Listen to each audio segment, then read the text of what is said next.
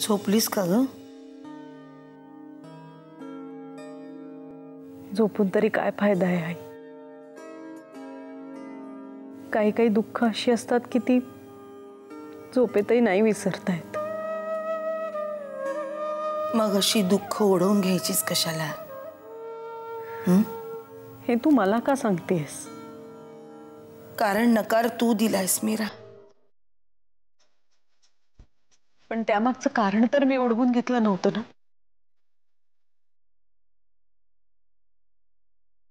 एक आग काय लागते, त्यात सगळी स्वप्न, भूतकाळ, भविष्यकाळ सगळं जळून जात. फक्त राख उरते सगळ्याची.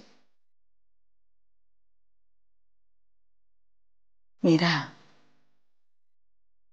जंगलात जेव्हा वणवा पेटतो ना, तेव्हा सगळं असंच जळून राख होतं. मग त्यानंतर जो पाऊस येतो, तेव्हा माती तो नाकारत नाही.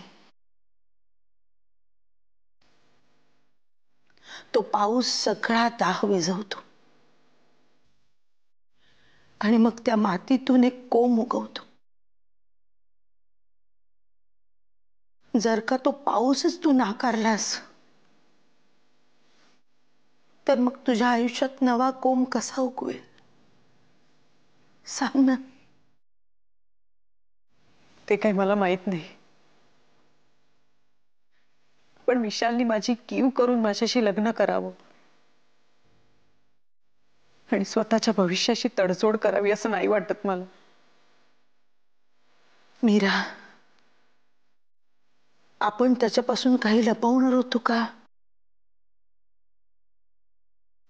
त्याचं तुझ्यावर आधीपासूनच प्रेम होतं. हे सगळं ऐकून त्याला काय वाटलं असेल?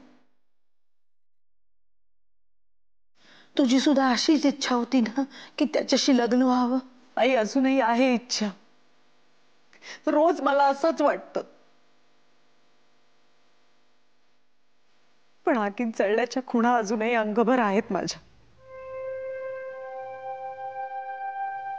आणि विशालच्या नितळ आयुष्यावर मला त्याचे चट्टे उमटायला नकोयत. आई, प्रेम हे दोन माणसांचं असतं, पण लग्न दोन कुटुंबांचं. आता त्याचं माझ्यावर खूप प्रेम आहे, तो लग्न करेलही माझ्याशी. पण इतक्या पुढे जाऊन नकार पचवण्याची ताकद माझ्यात नाहीये,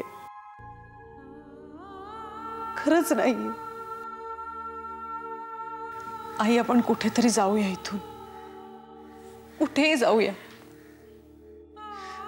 नको हे शहर,